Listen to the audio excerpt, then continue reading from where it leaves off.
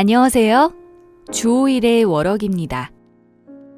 오늘 소개해드릴 사건은 1998년 4월 6일에 발생한 일본의 미해결 실종 사건이지만 실종자가 한국에 입국했다는 정황이 드러나 한국에서도 그녀의 행방을 수소문했던 사건입니다. 그럼 오늘도 함께 떠나보실까요? 좋아요, 구독 부탁드려요.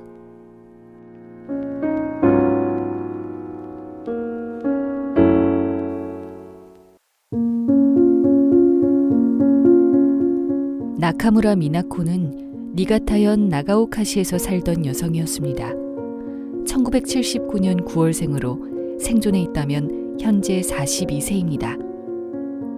1998년 3월 고등학교를 졸업한 미나코는 실종 당일 대학 입시 학원에 등록하러 갈 예정이었습니다. 그러나 그녀는 학원에 가지 않고 집에도 들어오지 않았습니다. 가족들이 집에 와보니 미나코에게 입시 학원 등록비로 주기로 한 돈 50만 엔 중 그녀가 3만 엔을 빌려간다고 메모를 남긴 것은 찾아냈지만 과연 미나코가 왜 학원에 가지 않았는지는 도통 알 수가 없었습니다. 경찰의 수사 과정에서 미나코가 실종되기 약 9일 전인 3월 25일 그녀의 이름으로 여권을 신청했다는 사실이 드러났습니다. 신청된 여권은 그녀가 실종되기 사흘 전인 4월 3일에 발급되었던 걸로 드러났습니다. 하지만 가족들은 미나코의 여권 발급 사실을 전혀 몰랐으며 여행을 가려고 한 흔적도 전혀 없었습니다.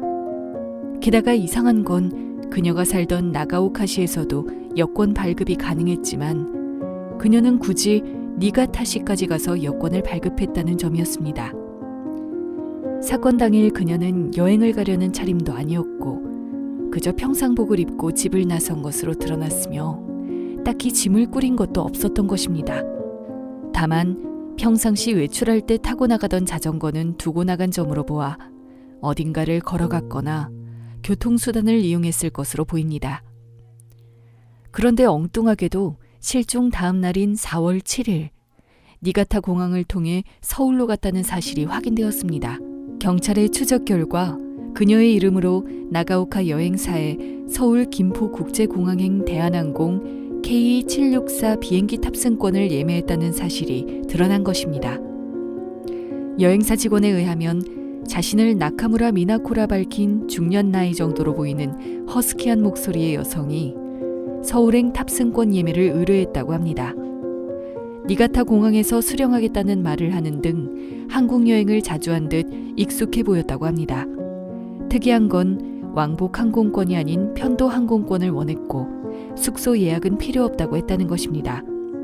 하지만 비자 문제 때문이었는지 왕복 티켓을 구매하여 복편인 K763편 김포발 니가타행 티켓도 같이 구매하긴 했지만 문제는 탑승 기록이 없다는 것입니다. 즉 비슷한 시기 K763편 그 어디에서도 나카무라 미나코의 흔적은 없었습니다. 니가타 공항의 직원도 나카무라 미나코라는 이름을 기억했는데요. 그런데 나카무라 미나코의 이름으로 항공권을 받아간 사람은 실종된 나카무라 미나코의 인상착의와는 거리가 멀었습니다. 화려한 블라우스를 입은 중년의 여성이 나카무라 미나코의 이름을 대며 탑승권을 수령했다는 것인데요. 그녀는 표를 챙겨 비행기에 오른 후 서울로 갔습니다. 그러나 서울에 도착한 나카무라 미나코의 행방은 오리무중에 빠졌습니다. 가족들의 증언에 의하면 그녀는 내성적인 성격의 소유자라 혼자서 해외여행을 계획하고 실행한다는 건 상상하기 힘들었다고 합니다. 입시 공부의 중압감과 스트레스 때문에 가출했다고 하기에는 외국 여행을 고작 몇만 엔에 그것도 짐도 거의 없이 간다는 건 납득하기 어려운 일이었습니다. 가족들에 따르면 입시학원 등록비 중에서 3만 엔을 들고 갔고 여러 가지로 생각해서 미나코가 소지한 돈은 많아봐야 5만 엔에서 8만 엔 정도였을 것이라고 합니다. 게다가 여행사 직원과 공항 직원에게 목격된 여성이 과연 나카무라 미나코인지도 의심스러운 대목입니다. 그녀가 해외여행 경험이 전혀 없다는 가족들의 한결같은 증언과는 달리 여행사 직원과 공항 직원이 본 사람의 인상은 여행을 여러 번 해봐서 익숙한 사람의 모습이었다는 것입니다. 그렇다면 누군가가 나카무라 미나코의 이름을 내세워서 한국행 비행기 탑승권을 사고 한국에 갔거나 혹은 그녀를 누군가가 한국으로 데려갔을 개연성도 충분히 있어 보입니다. 납북 일본인 문제 해결을 주장하는 단체인 특정 실종자 문제조사회 측은 이 사건이 납북 사건일 개연성이 있다고 주장했습니다. 그러나 의문스러운 부분은 만약 북한이 그녀를 납치한 거라면 왜 굳이 북한과 가까운 중국 베이징이나 다롄이 아닌 대한민국 서울에 입국했냐는 점입니다.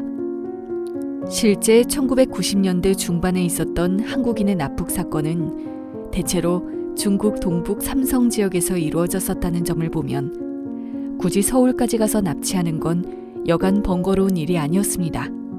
이 점에 대해서는 북한의 공작원이 한국 입국을 위한 일본인 위장신문을 얻기 위해 미나코에게 접근해서 한국 여행을 미끼로 그녀를 꼬드겨서 사건 당일 납치해 북한으로 끌고 간 후 그녀를 꼬드긴 문제의 허스키한 목소리의 중년 여성, 즉 북한 공작원이 미나코 행세를 하고 서울에 입국하여 공작 활동을 한 게 아니냐는 추정을 하기도 합니다.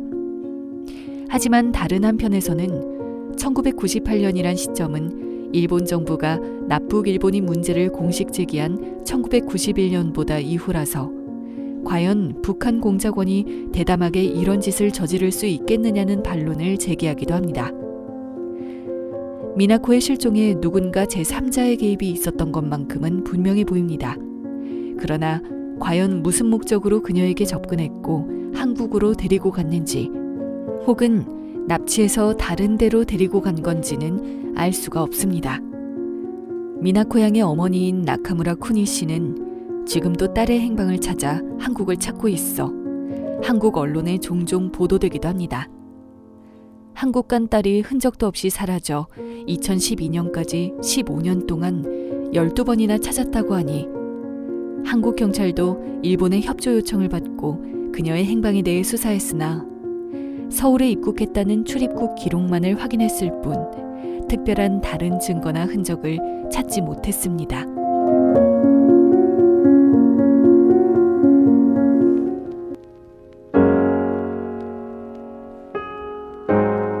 오늘은 나카무라 미나코 실종 사건에 대해 소개해드렸습니다. 앞으로도 다양한 미제 사건들을 소개해드릴게요. 주 5일의 워럭이었습니다. 좋아요, 구독 부탁드려요.